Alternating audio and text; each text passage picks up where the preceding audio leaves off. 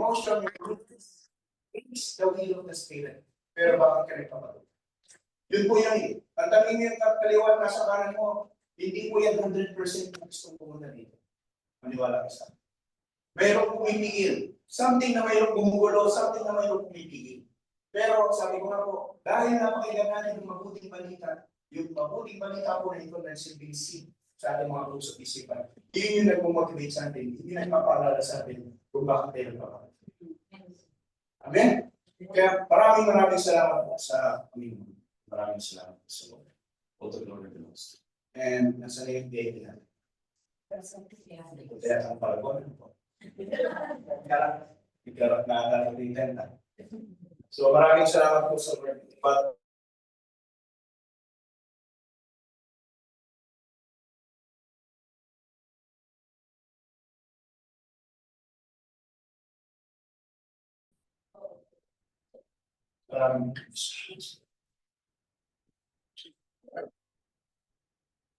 Hindi ko na kayo kakamustahin, baka sumunod po kayo at magkwento eh, baka maubos ko.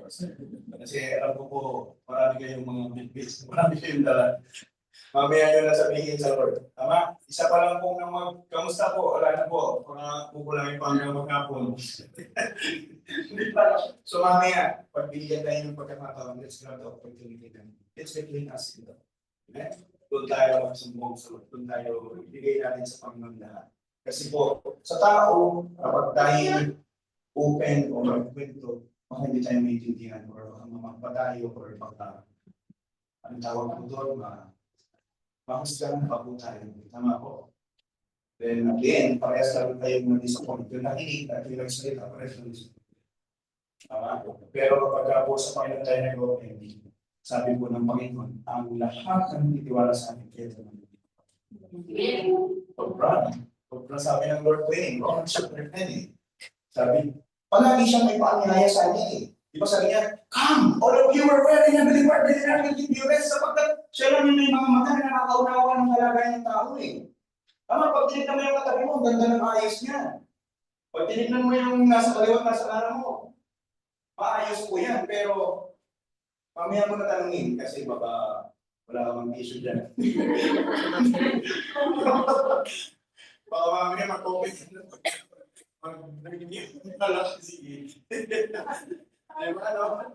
So, yun po eh, kaya sabi ko gano'n kabigat yung kilalaan natin, gano'n kabigat ang atmosphere. There's always one person wants to minister, wants to help, and wants to bless, wants to keep each one of us. And that is our Lord and Savior Jesus Christ. Maraming salamat po. Again, sa bawat gawain na pinupuntahan po natin dito sa mundo, magbigay po kayo ng gawain na pinupuntahan natin dito sa mundo. Kung may invitation or may mga in-invite po kayo. So, katulad po sa Sunday, magkakaroon tayo ng birthday celebration. Tama po? Na-receive ko yung invitation eh. Tatanggap ko ang invitation. So by Sunday daw po, punta daw po kayo dito, hindi mayroong invitation na natanggap. So kadalasan kapag ka birthday events, pupunta tayo, may bibit na regalo. Tama? O pag pumunta ka sa mga kasal, invite ka, di ba? Ikaw din ang may bibit na regalo, lalo kung mahalaga sa iyo tao yan, may kaibigan mo, or ano pa man, di man. Or saan pa po? Sa mga binyagan, tama? Kapag may mga events, lalo, di-books, ay, pupunta ka doon, mayroon kang bibit na regalo. Pero alam niyo po ba na kapag pumunta sa gawain ng Panginoon, come as you are, ikaw ang bibigyan. Tayo ko lang binibigyan ng regalo kapag pumunta tayo sa gawain ng Diyos. Kaya, isipin mo, sabi nga sa kanta, napakatugma, hindi mo tayo makapagpapatuloy pa rin tayo bilang makakalagay. Sabi ko nga mula kayo, dalawa naman, hindi na naman dapat pero salamat sa Diyos at pinagpapala tayo. Tama? Kami mo, sabi ko para siya kasi yung mga pero pinapapagpapalaban sa isip natin, hindi ka dapat mag-nandiyan ka. Sabi mo, kung hindi tayo dapat pero pinag-bless tayo. Amen? Ganun po kabuhat, di po natin kung sabi nga, ang ating pagkakaisipan pag pinagsama sa pwede natin. Yeah. Ilimit pag sama-samahin yung pagpapagyan natin, hindi gusto lamang kung marunong sa atin. Okay? So, ito na po. Wait, ready na po ba kayo na mapakinggan ng regalo ng Diyos? So, sabi po sa Romans chapter 6, verse 23, yan po. For the wages of sin is death. But the, again, but the, of God. Amen? Yan ang gusto ko sa inyo, yung mabuhay tayo pagdating sa salita ng Panginoon, pagdating sa buhay ng Diyos. Amen? For the wages of sin is death, but the gift of God is eternal life in Christ Jesus our Lord. Pastor, paano, para saan po yung regalo ng Diyos? Hindi pa yung sabi ka ng for the wages of sin is death. Alam niyo po yung para kanino itong regalo ng Diyos? Para sa katulad mo at katulad ko na nagkasal. In other words, para sa mga kasalanan. Kaya kung ikaw iisip mo na walang kasalanan, hindi para sa itong regalo. So, salamat sa Lord. Kaya po, dito pa lang, sabi nga po sa salita po ng Diyos na hindi daw po nangangailangan ng magbigaw ang taong walang kasalanan. Kaya po tayo nakarito is para po. Iba't iba man ang uri, iba't iba ng pero ang tawag sa may kaya sa Diyos. Kaya takin mo, bigyan ka na. Yung mga pain niya, yung mga tinatawag yung pain mo yan. Kaya, at ikaw lang po, si Lord lamang po yung makakapag-feel po doon, si Lord lamang po yung makakapagtakpo ng ano man ang pinagdadaanan sa. Amen? So sabi po, the wages of sin is death. In other words, ang kapayaran ng kasalanan ay kamatayan. Sino dito yung gusto mo pa ng kasalanan? Di ba? Kaya yun po yun eh. Lahat tayo nagkakasala, pero ayaw na natin magkasala. Amen? Di ba po yung ginugusto mo magkasala sa ayaw mo na magkasala? Bagamat nagkakapat ka. Tama po? Di ba po yun? Kaya talagang ma-experience mo yung holy indignation ng Panginoon kapag huli na nagkakasala. No one is exempted. For the wages of sin is death, sapagkat ayaw ng Diyos na mahiwalay ka. Para walang iniwan niyo sa isang magulang kapag ka nagkakasala, di mo pinapalo ka. At kapag pinapalo ka, nakamili ba siya? Galit na galit pa, pero dahil ginagawa niya yun, dahil mahal ka niya. Ginagawa niya yun dahil ayaw ka niyang mapaliwanag. Ginagawa niya yun dahil ayaw ka niyang mahiwalay sa kanya. Amen? Ganun pa man, sabi nga, ang unang nasasaktan na niya kung ano, ang unang naapektuhan na niya kung ano yung kumakain. Ang unang naapektuhan yung magulang. Ang unang naapektuhan. Yan po yun. Kaya mga pinamahan, if you hear the message of the Lord, do not forgive you. Open up your heart to the Lord. Doon po, patawad po. Sa dami, masalahan ko, nag-expect ako na tao, pero hindi kaya. Kahit sino. Kayo na ang buhay mga katagpo. Amen? Kaya sabi ko, for the wages of sin is death. Sige nga po, magbigay kayo, ano bang ibig sabihin ng wages? Kabayaran. Kabayaran. So, lahat po pala ng ginagawa natin may kabayaran. Sabi nga po, piling ko ang aral kung ano yung tinanim, yun ang yung aral. Which is very true. Pastor, bakit naman na hanggang ngayon pinagpapala po marahil last month or last week or last year, even yung past few times mo, eh nakapagtalim ka ng mabuti kaya nila. Huwag kang maging kampante. Bakit? Hindi po nagtalim ko ngayon na aningin ko rin. Wala po ako nakita nagtalim ngayon bukas. Kumanin ko rin. Kung nagtalim ka ngayon, hintayin mo aningin. Amen? Kaya yung mga nakitalim mo noon, nakabutihan, marahil ngayon mo lang kaani, praise God. Pero huwag kang maging kampante na okay na, bless na ako, tapos nagkagawa ka naman ng kasalanan. Then one day, aaningin mo yan. Kaya mga naman, sabi nga po ng Lord, repent! In other words, magbago na po tayo ng isip. It's between you and the Lord, mahirap po. Sabi nga po kung ang consequences mo is sin, o ang consequences mo ay sa may karamdaman, ikaw lang magsasabot dyan. Tama? Pero kung ang consequences na ginagawa mo kabuti ay pagpapala, pag pinagpala ka, ang kaunaw ng bilik siya rin pamilya. And then, walang iwan yun kung kundi, dahil sa gawa, ginagawa mo sila ng mag-isahit ka. Magiging pamilya mo sa pagmahal. Tama? Okay lang ba? Pagdidig. In truth and realistic ako. Mas masarap kasi mag-aral ng realistic and practical way. Kaya po, ano ba man, pagka pinagpala ako ng Panginoon dahil sa pagsusulikat ng mga sunod sa Kanya. At pinagpala ka ng Diyos. Diwala po sa amin. ang pamilya niyo ang kaunang ng Pilipinas. Napakasarap na, mag-message pa lang yung mahal mo sa buhay, kamusta? Oh, please, kumain ka kayo, i-libre mo din, i-bless mo din yung mga kapitbahay ng Pilipinas. O, ano pang sabi, mas more greater than that. Mamaya, bubuksan natin yung isang verse na nakakawag ko. Amen? Yun ang aaral. Sabi po dito, for the wages of sin is death, ano yung mga kasalanan na nagagawa natin? When you hear the word sin, anong kauna na pumapasok sa isip? Wala. Sinungalingan, yes. Gossiping, yes. Pagpatay, yes. Pangangalunya, yes. Pakikiyapig, tama? Yan yung mga word na. Sabi nga, pangangalunya, pakikiyapig. Sex is good, but it is inside marriage. Pero kung outside marriage, it's a sin. It's a curse sa inyo. Amen?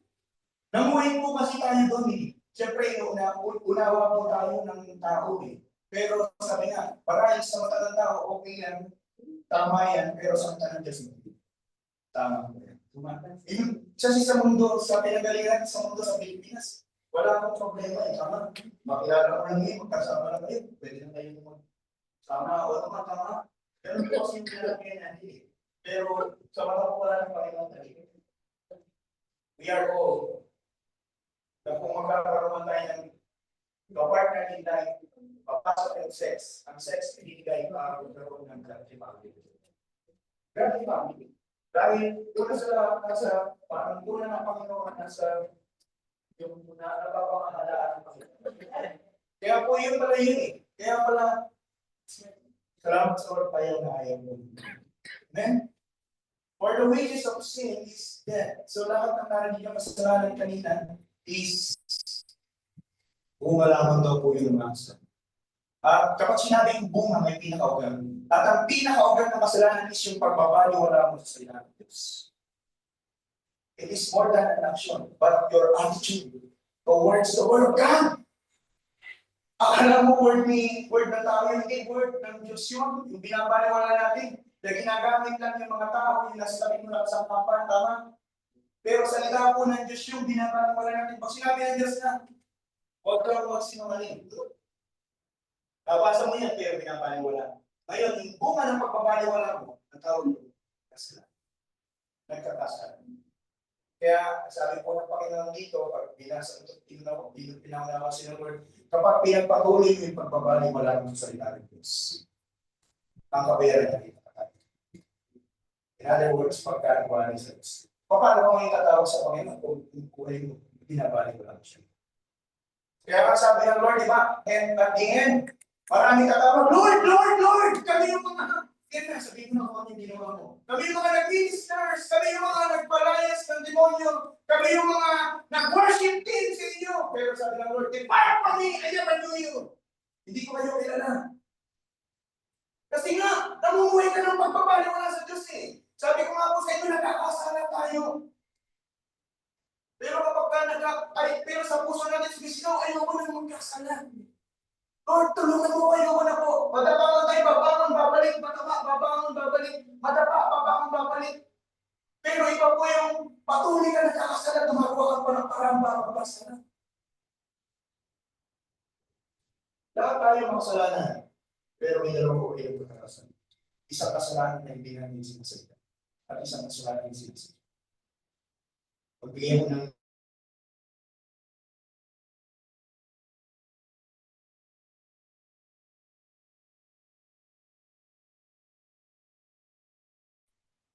napulog ka na sa kapel. Lalo na sa kaha. Kung nasa kaha na lang, yung ng nira. Pagkakas mo nila, pero ito, talagang na-effect ka na. Kasi kailangan ng pero. Kaya yun eh. Tama? Ang minsan, kadalasan kapag kami napulog ng pera, tapos kinuha natin, hinahanap natin yung may-ari. In other words, ibalang tayo ng loss and power, tinaginagitan, tapos kinuwi mo sa bahay mo, tapos kinabukasan, pinapagbilang ka na nagnanap. Hindi po. Iba na siyempre, hindi talaga. So, yun yung mga nagkasala tayo na pinigay. Tama? Okay yun? Pero yung pagbukas ng kahan ng mga pera, kung kumuha ka doon na nakatalikod na yung mga supervisor mo, kumuha ka ng tawag ko, kasalanan ko yung pag-ibig sinasigay. At tingin mo yung katabi mo, may kasalanan mo ng sinasigay. And then, yun po yung, hindi po kinalulog ng Panginoon. Sabi nga sa kanina, God loves the sinners but He hates sins. Amen? Kaya patuloy tayong inuunawa ng Panginoon sa totoo lang. Amen? Kaya ang nagdalagan sa kanina, tugma-tugma. Ginawa mo ang lahat kahit di ba ako tapat. Patuloy tayong inuunawa, patuloy tayong pinagsamaan ng Lord. Na even though most of them we are faithless or unfaithful, He remains here. So dito napatunayan po, lahat tayo ang ako sa ako ng pagkabasa. Lahat tayo nasa. But, yun yung pinaka-powerful word ko dyan. But, in other words, ngunit, sarap kayo na may pag-asa. But, so kahit nalaman na ibinato na lahat sa iyo yung pakaparatang at talagang napatunayan kung nagkasala. Sabi nga, pagka sa pinag-aaralan ng English grammar, pagka ang salita ay dinugtungan pa ng ba, mas mahalaga yung kasunod kaysa sa lahat. Ang powerful mo, sabi niya, for the wages of sin is death, but the gift of God is eternal life in Christ Jesus our Lord. Kahit gaano kalaki ang kasalanan, kahit gaano karami, even gaano karami ang nagawa ng Kristo. Even to the last day, the moment na binibigyan ka ng Lord ng hindi naman, binibigyan ka niya ng pag-asa. Sabi nga po, habang may buhay may pag-asa. Kaya tapigin mo tayo po. Habang may buhay may pag-asa. Ang tanong lang po sa atin, will you grab this opportunity to be reconciled, to reveal himself to God? At tanggapin itong libre na loob ng Diyos na buhay mo ng Diyos. At kung may paraan, paano ito gagawin mo? Ano po paraan? Sabi niya, this gift of God is eternal life at matatagpuan at matatagpuan lamang po natin through Christ Jesus our Lord. When we say Christ Jesus our Lord, hindi lamang si Jesus, hindi lamang ito Panginoon. Pag sinabing Christ, Kristo means Messiah, Savior. Sa Tagalog, tagapagligtas. Lahat po tayo ang kailangan ng tagapagligtas. Tama? Pero ang tanong, hindi lahat daw po na kailangan ng Panginoon. Kasi mas gusto po ng tao na siya mismo ang sugot. Pero dito pinapakailan sa atin, enough is enough. Nagawa mo yung mga nagawa mong kasalanan tapos yun, enough is enough. Bibigyan tayo ng pagkakataon ng Diyos. If you receive Jesus Christ as your Lord and Savior. In other words, bilang tagapagligtas and Panginoon. Pag sinabi Panginoon, di ba, ito dadalhin ko kayo sa location. Di ba, pag sinabing Lord, may nakupo na Lord. Hindi natawanan si servant, tawagin mo nga si servant princess ko. Pag tinawag si servant princess niya, di ba pagka humaharap siya sa Lord, nakapanood na kayo mga Asian movie, yung mga lumang movie, di ba pagka humaharap na sila sa Lord, di ba nagpapatingin sila, yes, my Lord. Ano pong pinapagawa mo? Di ba gumagano sila? Ganon din po yung ibig sabihin niya. Kapag tinanggap natin si Jesus, hindi lamang siya tagapagligtas. He becomes the Lord in our lives. Kaya pag sinabing magpatawad ka, magpatuloy ka, magsuli ka, be patient. Yes, my Lord. Ituwid mo na yan, itama mo na yan, yes. Ganun na palagi natin sagot. Ganun na palagi natin reply. Sapagkat Lord natin siya eh. Hindi po pwedeng sasabihin na Lord sa'yo. Magpatawad. Ewan ko, sinong Lord sa inyo? Ikaw o si Jesus? Di ba? Pag sinabi ng Lord, magbigay ka sa kanan. Sino ang Lord ngayon sa buhay mo? Si Jesus o ikaw? Ha? Yun. Kaya yun po yung sinasabi natin pagiging palalo. Ang pagiging palalo, yung gusto mo kung ano yung nais mo, yun ang ginagawa. Kung ano yung maibigan mo, yun yung gusto mong gawin. But dito po sinasabi, if you will receive Jesus Christ as your Lord and Savior, ako po naniniwala po, kaya natin narin itong ganito kasi quota na tayo. Quota na eh. Tama? Kaya inumpisa natin kanina na lahat tayo nagkasala. It's a high time na itama na po. Jesus, kayo na po maging Panginoon sa sapagkat apart from you, Ngayon, pag sinabi ng Lord na nag-devotion ka na, magbabasa ka, totoo ka na yung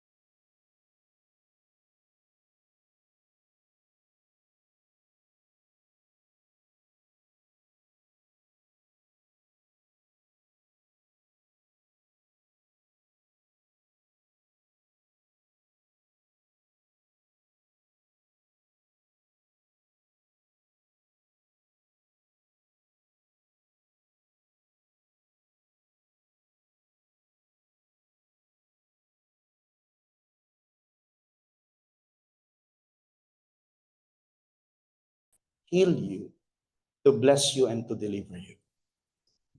Today is the day of your salvation. Sabi ng Lord sa Revelation chapter 3, I stand in the door and knock. Kung maririnig mo ito at pagbubuksan mo, papasok ako at makakasalo mo. Maraming salamat. Thank you, Lord Jesus. As we bow our heads, sige po, let's pray. Ama naming Diyos, maraming salamat po sa pagkakataon po na ito, na ako po ay nakapakinig ng inyong mabuting balita. Patawarin niyo nawa po ako sa aking mga kasalanan. At tinaamin ko po na kung ako lamang po, hindi ko po ito kayang mapagtagumpayan. Kaya sa mga oras na ito, binubuksan ko po ang aking puso at ang aking isipan. Inaanyayahan at tinatanggap ko po kayo bilang aking Panginoon at tagapagligtas. At sa mga oras po na ito, as I receive you, pakalinisin niyo po ang aking puso at ang aking isipan na nadumihan, nasugatan. Patawad po, Panginoon. At di po ako naging maingat. Maraming salamat po na sa mga oras po na ito, hindi niyo lamang po ako pinatawad. Nililinis niyo pa po ako ng inyong banal na dugo. Maraming salamat po. Patnubayan niyo po ako, gabayan, and lead me into the paths of righteousness for your name's sake. Kung mayroon man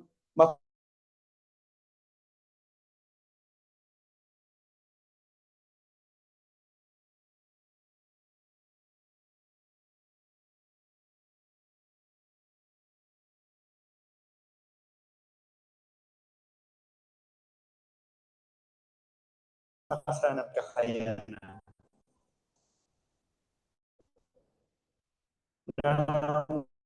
magawa ko po pinapagawa niyo sa akin. At ang ako po ay magdaluyan ng inyong masaganang pagpapala. At right now, I receive not only the eternal life, kundi po maging empowerment and enablement na nagmumula sa inyo. Magamit ko po ito all for your glory. Sa pangalan niyo, Panginoong Jesus, maraming salamat. Amen and amen. All the glory belongs to God. Sabi mo sa katabi mo, that is the right decision that you had made. Amen. Salamat. Salamat.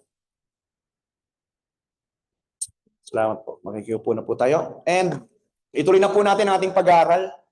This will be the last topic po in our thematic message. Welcome po, Ate Corazon. Ano po? Po. So, glory be to the living God. Nandito pa rin po tayo sa thematic message na inumpisahan po natin last, ano pa po. So, ang title po ng ating thematic message is The Holy Spirit, the Limitless Power Within. Praise God. Dito pa lang nagbibigay na po ng insights na ang banal na spirito lamang po pala ang nagbibigay ng kakayanan sa atin. Amen? Sabi nga po, in the book of Zechariah, or in the book of Zephaniah, sabi niya, not by might nor by power, but by the Spirit of God, says the Lord. In other words, kahit ikaw na ang pinakamagaling, ikaw na ang pinakamalakas, hindi mo mapapagtagumpay ng isang bagay. Ang kailangan mo yung patnubay at gabay, empowerment of the Holy Spirit. Merong umpisahan ko sa isang testimony, meron isa kaming kasama dati na merchandiser. Then nagkakatanggalan na, kasi may mga natanggal na sa trabaho nila. Dahil sa, di ba, ang maselan doon is, pagka may napansin yung customer, tapos na-i-report sa baladiyan na mayroong isang expired na. Mas mabigat po yun na case dito. It's either po pwede mapasara yung kumpanya or mapatanggal siya sa trabaho. May mga na ganun po, natanggal po sa trabaho yung mga ilan-ilan na kasama. So, nung habang nag-aayos siya, papauwi na siya, dahil papatapos na yung duty niya, mayroon siyang agam-agam na mayroon siyang, of course, alalahanin din at natatakot din, tama. Parang ikaw at ako, minsan naranasan din natin na kabahan or ano man. So, nung nag-ayos siya, sabi niya, Holy Spirit, tulungan niyo nga po ako. Tulaglag po na dilata dito sa lid niya. Then, nung siyempre, pupulutin niya. Nung pagpulot niya, nung tinignan niya po, yung expiry po nun, expired na bukas. So, bago siya umalis, pinakita sa kanya ng Holy Spirit, yung pa-expired na bukas. Kasi pagbalis niya, bukas, yun na yun, yung date na yun, maselan na yun. So, right there and then, naitanggal niya, nagawa niya yung pinapagawa sa kanya ng supervisor at tinulungan siya ng Holy Spirit. Kaya nga sabi ko nga po, always acknowledge the Holy Spirit. Kasi ang Holy Spirit lang gagabay sa atin. Maraming mga spirit na nandyan, pero hindi Holy Spirit yun eh. Mga demonic spirit yun, malalaman mo naman kung demonic spirit yung gagabay sa'yo o Holy Spirit. Truth. Sa katuwiran. Pero kapag kamalian o ililid ka sa pagkakasala, that is demonic spirit. Amen? Simple lang naman po. Tama? Kapag iyan ay about sa yan, yung fruit of the Holy Spirit nandyan. Magmahal, joy, peace, patience, kindness, goodness, faithfulness, gentleness, and self-control. That is the fruit of the Holy Spirit. That is the living of the Holy Spirit. Magmahal. But yung love po niyan, nag-start po yan sa truth. Kasi nga, He is the Spirit of truth. Kaya nga, sabi, hindi lahat love. Marahil last lang. Tama? Wala natin kung love or last lang. Amen. Yun. Kapag ka daw love, yun yung sinasabi, willing to wait. May patience, may self-control. Tama, laging yan magawa lang. Ninanais niya. Yun po yun. Kaya